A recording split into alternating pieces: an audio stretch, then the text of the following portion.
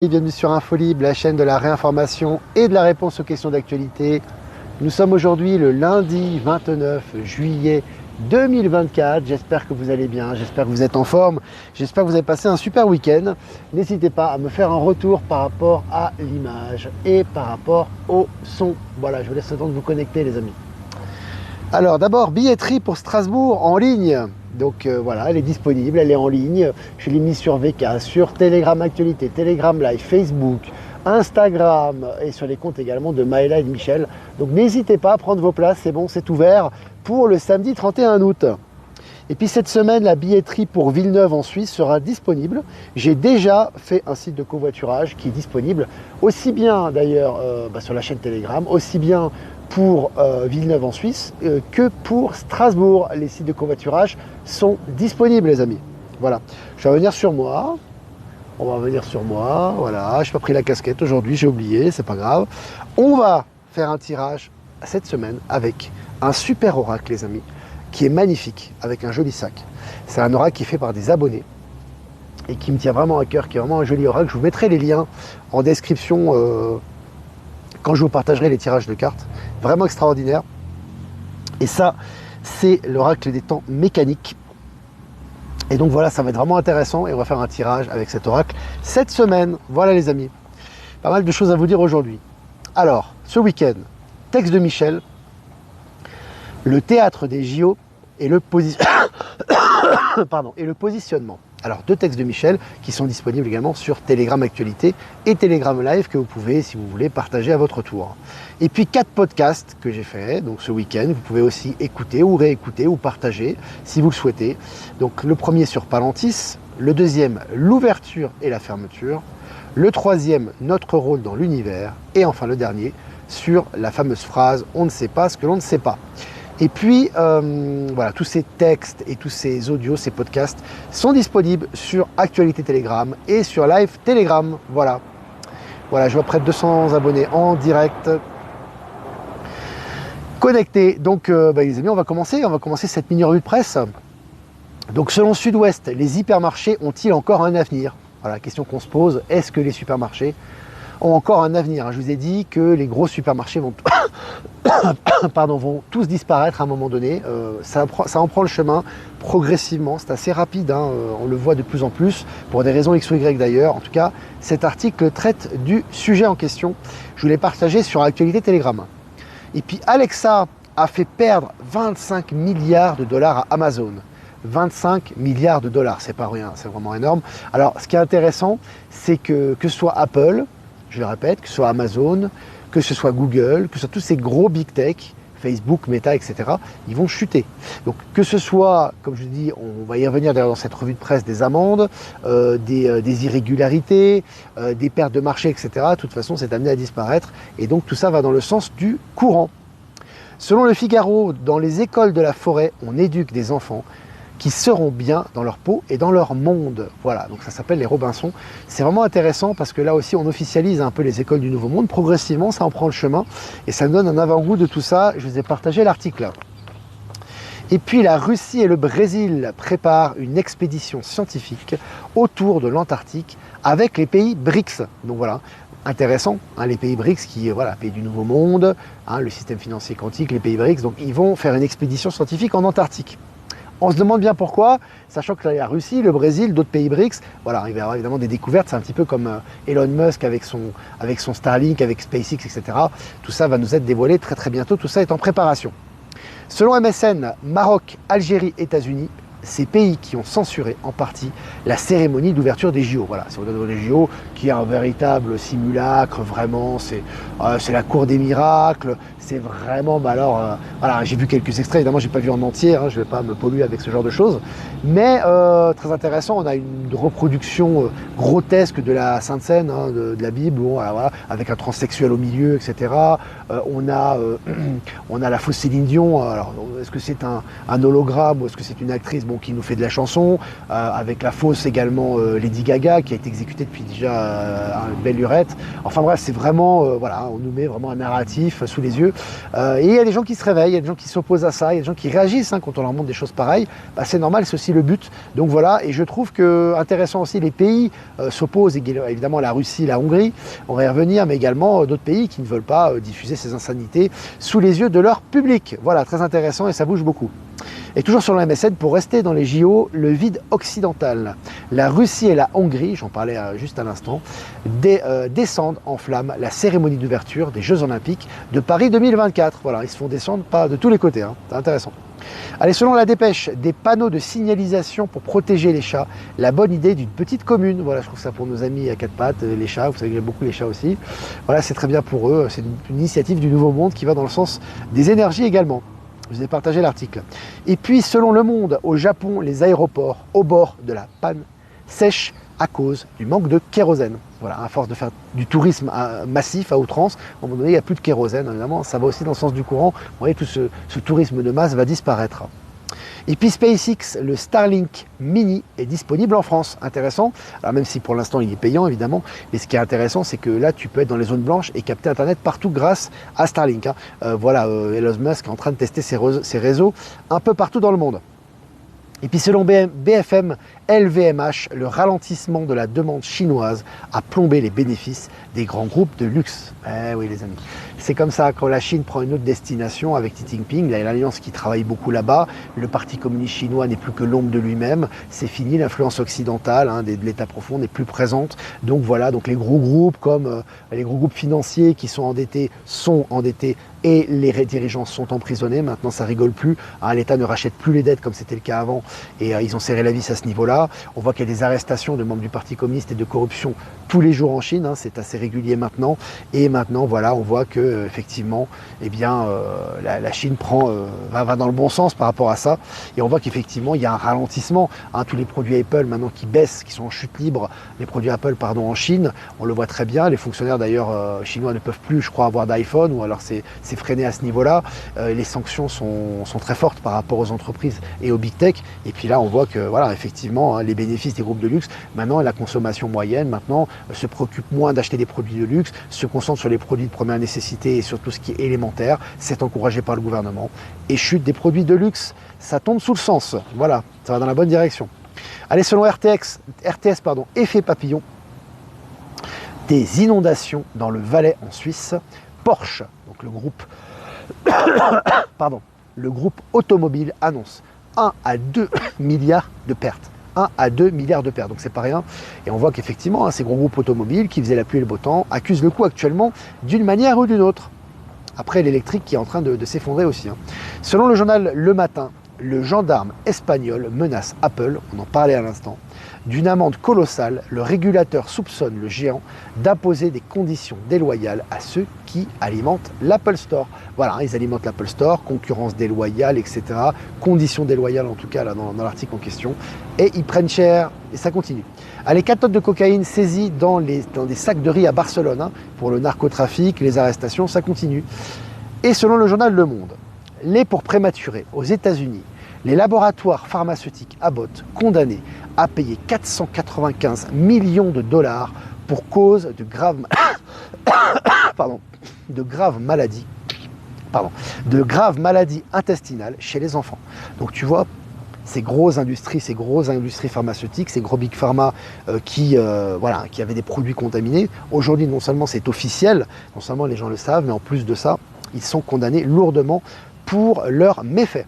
Allez, selon Science et Vie, voici les premiers robots humanoïdes capables de voler. Alors c'est intéressant, j'ai partagé l'article également sur Actualité Telegram. Alors c'est intéressant parce que ces robots, ça nous fait penser, pour ceux qui sont un peu de ma génération, ou à la génération des dessins animés des années 80, ça nous fait penser à Astro, le petit robot. On nous éduquait déjà, on nous habitue un peu à cette réalité. C'est assez intéressant, c'est un joli clin d'œil. Allez, la Malaisie a demandé à rejoindre les BRICS. Ils ne savent plus où donner de la tête les BRICS en ce moment. Tu as plein de pays qui arrivent et qui veulent rejoindre les BRICS. C'est vraiment intéressant. Allez, selon Blick, l'industrie et les fabricants de produits de luxe sont à la peine. Voilà, ça continue, ça va dans le même sens du ralentissement de la croissance chinoise à ce sujet. Les Chinois qui étaient très gros consommateurs de ces produits, aujourd'hui ces produits sont en train de chuter. Selon les Échos, la série noire continue pour Nestlé, les résultats sont à la baisse. Je vous ai partagé l'article également. Selon le journal belge La Libre, JO 2024, des données personnelles sensibles concernant des athlètes israéliens ont été divulguées. Alors je vous avais dit pour que ces JO, c'est intéressant, on va y revenir, que annulés ou pas, pour l'instant, ils ont lieu, tout du moins officiellement. Les JO, ça dure un mois, c'est long, les amis, c'est très long. Et on voit déjà qu'il y a énormément de choses qui ressortent, entre les arrêts d'électricité sur Paris, où on voyait que le Sacré-Cœur, tout est arrêté au niveau de l'électricité, les athlètes qui rentrent chez eux parce que soit ils sont corrompus, soit ils sont drogués, ou soit, de toute façon, ils ont des gros problèmes sur place, donc ça crée des problèmes. Les scandales qui ressortent, le scandale de la cérémonie d'ouverture, la contamination de la Seine, enfin la Seine contaminée, qui fait que les athlètes du triathlon doivent reporter leur entraînement, enfin j'en passe et des meilleurs, le Airbnb, l'immobilier qui est en chute libre, les billets qui ne sont pas vendus, etc., etc. Et ça, on est que dans les premiers jours des JO, on est au 3e jour, je crois, puisque ça a commencé, la cérémonie d'ouverture, en tout cas, c'est faite vendredi soir, on est lundi. Et pour finir, les amis, selon Coin Tribune, les BRICS veulent prendre le contrôle du FMI et de la Banque mondiale. Bon, c'est une bonne chose, voilà. Attention, ils vont prendre le contrôle de tout, ce qui est tout à fait normal, et sortir un petit peu de toute cette putréfaction de l'ex état profond. Voilà les amis, écoutez, 11 minutes ensemble, 300 abonnés en direct, ça fait plaisir. Si vous avez des questions, n'hésitez pas les amis. Je vais faire quelques remerciements quand même, remerciements à Jeff Wake Up, merci à toi de nous diffuser sur Odyssée, Crowdbunker et sur YouTube. Remerciements à Power Sylve, à Horizon et à Être Souverain de nous rediffuser sur Odyssée. Et remerciements à Voyance en direct, ainsi que à Low Moon de nous rediffuser sur YouTube. Merci. D'ailleurs, Jeff Wake Up, merci de mettre, je t'ai envoyé un email, essaie de regarder tes emails, merci de remettre les liens du spectacle, si tu peux, pour que les gens puissent réserver leur place, notamment pour Strasbourg, sous le live. Voilà les amis, écoutez, je trouve ça très bien. Je trouve ça très bien. Maintenant, si vous avez des questions à poser, n'hésitez pas. Pour le lien entre les inondations et Porsche, je t'invite à regarder l'article. L'article sur Actualité Telegram, c'est marqué en détail, justement, ce qui s'est passé par rapport à Porsche. Salut la Calab, salut l'Italie. Les militaires, Astrid, ont monté le drapeau des JO à l'envers. Ouais. Ça nous fait penser à, vous savez, quand il y avait eu l'Eurovision cette année, il n'y avait pas eu le drapeau de l'Union Européenne. Alors c'est un comble, parce que l'Union Européenne, c'est vraiment, elle est très liée à l'Eurovision, à la propagande de l'Eurovision. Il n'y avait pas le drapeau de l'Union Européenne, ils avaient fait la tronche. Tu parles qu'ils étaient au courant déjà. L'Alliance est au contrôle, et puis là maintenant, tu as le drapeau à l'envers. Voilà. Et puis tu avais eu The Final Countdown, je crois aussi, dans la cérémonie d'ouverture, tu as des clins d'œil. Et puis tu as toute cette putréfaction, transsexualité, les retards. Des chanteurs étrangers, alors qui certes ont des qualités, mais qui ne sont pas français, qui sont également exposés. Enfin bref, c'est vraiment, c'est tout et n'importe quoi, et tout ça, évidemment, pour lui, le grand réveil. Ben Kenobi qui est là, ces imbéciles de propagandistes ne se sont même pas rendus compte, encore une fois, ils réveillent du monde, ils se suicident. Je crois en fait que c'est contrôlé tout ça, c'est même pas des propagandistes, c'est l'Alliance qui est au contrôle. Parce que les propagandistes, ils ont beau être stupides, ils ne le sont pas à ce point-là. Donc là, vraiment, tout est fait pour réveiller certaines personnes, en tout cas le maximum de personnes, par rapport à ce début de Jeux Olympiques. Jean-Luc est présent, salut Jean-Luc. J'y pense si fort, ça va arriver dans la matière. Mais oui, ça va arriver Jean-Luc. Salut Delphine. Au JO avec la pluie, ils sont tout mouillés jusqu'au cou. Ouais, ils avaient des espèces de parkas en plastique transparent, tu sais, pour se couvrir. Puis tu voyais le roi et la reine d'Espagne, notamment, qui n'étaient pas contents parce que, en fait, tu avais toutes ces célébrités et notamment les personnalités VIP, donc très importantes, qui n'étaient pas contentes, qui étaient sous la pluie, qui n'étaient même pas abritées. Bon, voilà, on n'en finit plus dans ces Jeux Olympiques. Est-ce que vous avez des questions, les amis? Je regarde vos questions. Power Sylve représente. Merci Power Sylve. Salut Flo, nettoyage par l'eau tout vendredi et samedi sur Paris. Ouais. Grosse pluie pour l'ouverture des cérémonies, la cérémonie d'ouverture des JO, ce qui n'est pas vraiment étonnant, les amis. Les éléments nous accompagnent dans cette fin de cycle et début de nouveau cycle. Power Sylve, dur de voir les extraits de la cérémonie d'ouverture, mais transmutation et reconnexion quelques heures après. Après, il faut le voir, t'es pas obligé de le voir.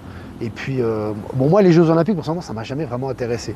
Après, quand j'avais du temps à perdre, un peu du temps libre l'été, parfois ça m'arrivait de regarder certaines compétitions, mais vraiment vraiment. Et puis, on arrive vraiment à la fin de tout ça, quoi. Alors déjà que c'est de la compétition, c'est du marketing, il y a beaucoup de dopage, etc. On sait très bien, quoi. Il y a tous ces effets secondaires là. Et puis alors maintenant, c'est devenu, avec la propagande LGBTQ+, machin, toutes ces incohérences. On consulte pas la population, on fait fait participer des stars étrangères, mais bon, qui ne sont pas locales, tu vois ce que je veux dire. C'est vraiment montrer toutes les incohérences de ces Jeux Olympiques. On est vraiment à la fin de la fin de la fin de toutes ces manifestations. Voilà ce que je ressens. En plus d'avoir l'effet de révélation. Bonjour, oui, je pense aussi qu'ils sont derrière les JO et quand tu mets à l'envers le logo des JO, ça donne 17. Tout à fait, quand vous prenez le logo des JO et vous le retournez, ça fait 17. Et puis, il y a trop de coïncidences. Hein. On expose beaucoup trop la perversité de l'ancien monde. Ah, c'est tellement clair, on le voit dans les cérémonies d'ouverture. Puis parallèlement à ça, on vous met le drapeau à l'envers, coupure d'électricité, 144 000 barrières, je crois, c'est ça, dans Paris. 144 000, c'est un chiffre biblique. Enfin, je veux dire, tout est là pour montrer que voilà ce que l'ex-État profond comptait faire à la population et pour réveiller encore pas mal de monde. Mais on sent qu'on est vraiment proche de l'EBS quand même. Là on s'en rapproche en tout cas.